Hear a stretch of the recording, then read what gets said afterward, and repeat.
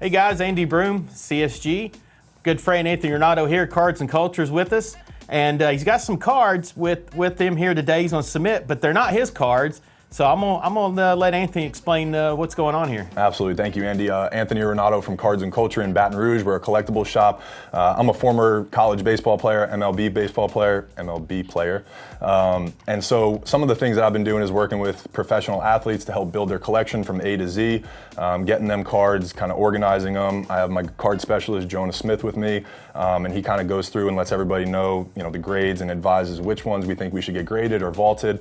And so today I have DJ LeMahieu's cards. DJ played with me in college. We were college roommates, and he's been really getting into cards this spring training. So we've been sending him a bunch of cards. And so for this order, we decided to pull up and kind of go through his cards with him. We're going to go over to his house tomorrow and break some boxes and stuff. And like I said, we wanted to go through things and pick out the ones we think are gradable or at least have some value long term and help them build their collection. Yeah, no, that's awesome. Well, before we talk about the cards, I want to know a little bit more about what you're doing with current and former athletes, but also. I hear this from other athletes. I want to hear your take on it too. It's like, what's going on in the locker room? Like in the clubhouse, are we trading cards? And I mean, what's going on there? Yeah, well, it's funny because my last year was 2016, and that was not going on at all. Nixon here, he's played professional baseball. I don't know how much things have changed in the last 5, 6, 7 years, but I do see a trend where guys are very into cards. They're into collecting their own cards, and I don't know if it was the pandemic and the virality of things and how popular collectibles have come or the value that's attached to them, but guys are definitely starting to get into them, and it's a competition thing. So if somebody's opening a $10,000 box, maybe somebody wants to open up a $20,000 box or chase a bigger card, right? So I think there's a lot of that, and in baseball you play every day, so you're always looking for something to do and kind of entertain yourself. So I think this is a cool way for guys to kind of know things that they're interested in and that they're doing every day, and then they can sell it and make some money as well. So yeah, that's cool. Yeah. That's really cool. Yeah. Matt Strom was here a couple of weeks ago with us. Yeah. And of course, obviously a big card guy as well. And that's what he had said is there's other guys that he plays with that are active collectors and they're bringing their cards in. Yep. And it's man, that's awesome. Yep. That is so awesome. So the guys we're collecting cards of, they're collecting cards too. Yep. That's what's awesome. Yeah, and so some of the trends that I'm seeing too with sports cards, which is pretty cool, is in the NBA and NFL, there's a lot of jersey swaps and things like that, right? But now I'm seeing that guys are getting cards signed by players and teammates and things like that, and maybe that's their way to kind of build their man cave collection and their collectibles, and that's where Cards and Culture wants to come in and be able to help them with those services to partner up with their grading companies and things like that, and then if they want to vault them, send them to the respective places to be vaulted so they have an online collection,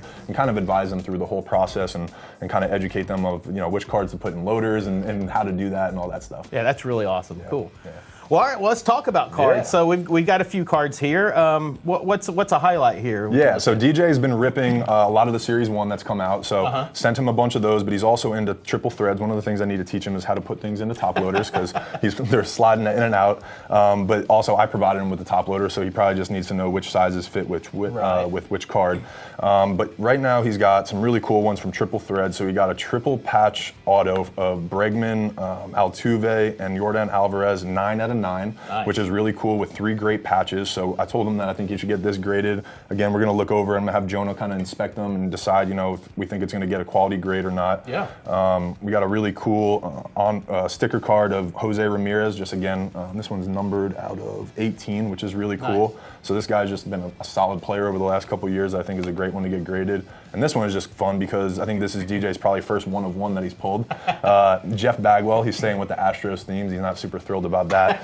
But still, very cool card. So I was like, any kind of one of one I think would be cool to get graded and just have in case. So we started with these 3, and then there's some rookies that I was kind of speculating on that maybe will get graded. So we got CJ Abrams, Ha-Seong Kim, Bobby Witt Jr., Jazz Chisholm, and this is a Carlos Correa one. Not a rookie, but it has a great patch, and I think it would just be cool to tell him, hey, look, this patch is worth more, this one is not. So when you have other cards, when it has just one color, it's not as worth, just the eye appeal, and kind of educate him on that kind of stuff. So it would be a cool one to get graded. And this one's numbered out of 25 as well. Very cool. Let me ask you, excuse me, you mentioned DJ, it's done a little prospecting.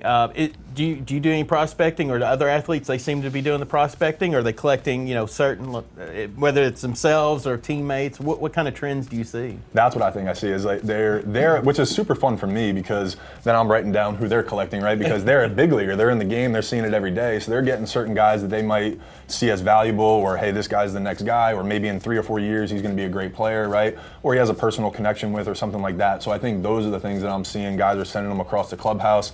Or I even saw on TikTok the other day, somebody pulled up to Tristan McKenzie, a pitcher for the Guardians, and gave him a pack. He ripped it right there, and he pulled to Jose Ramirez. And he's like, I'm going to go get that signed by him, you know? And it was just cool, organic content. Awesome. So I think that's the kind of trend that guys are okay with now. But when I was playing, I couldn't imagine going and asking Big Papi for an autograph. It would have felt a little weird. I think times have changed, though, and I love seeing that, so it's great for the hobby. Yeah, that is great. And, you know, that translates, too. You know, especially kids are at the ballpark, and they see their favorite players. Excuse me. They see their favorite players. Maybe they see some of these interactions where if it's a jersey swap or cards getting signed. That's just cool. That grows our hobby, right? Absolutely. We got to have that connection. Exactly, and I think that's what Cards and Culture. We've done a little stuff on social media and content creation, and I think that's the storytelling part that makes card collecting cool for kids. Is wow, DJ LeMahieu's doing this. Tristan McKenzie's getting autographs, you know, and Shohei Ohtani's collecting his autographs. Giannis is collecting his rookie cards. LeBron says he has some of his rookie cards vaulted away, right? So they're putting the value on it where the consumers are interested in trying to stay involved and be part of that process too. So it's super cool. Yeah, very cool, very cool. Yeah. Well, Anthony, thanks so much for coming out to see us again. I cannot wait to get these cards in and grade them and see where we're at, what they come back as. Yeah. And it's going to be super fun, man. Yeah, well, thank you for the time. You guys always make time for us. You guys make us feel super special here. I know you're very busy and a lot of stuff going on. So thank you for the time and for taking time to spend with us. Absolutely. Doors always open. Appreciate it, Andy.